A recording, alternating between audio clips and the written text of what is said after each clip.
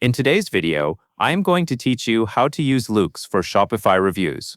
To begin, open your Shopify admin and go to the Apps section. From there, select Loox to open the Loox dashboard. This is where you will manage how review requests are collected, displayed, and imported for your store. If you are using Loox for the first time, take a moment to get familiar with the layout so it is easier to move through the setup. Once you are inside the dashboard, navigate to Settings and then go to Collect Reviews.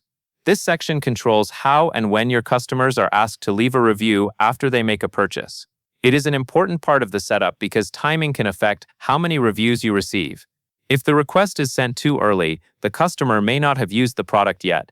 If it is sent too late, they may be less likely to respond. Next, set your timing delay rules. Choose a delay that makes sense for the type of products you sell. For example, if customers usually receive and use the product quickly, a shorter delay may work well. If the product takes more time to ship or use, a longer delay can be more effective.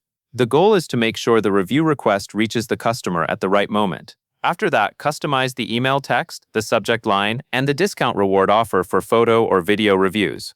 Keep the email message clear and friendly so customers understand what you are asking them to do.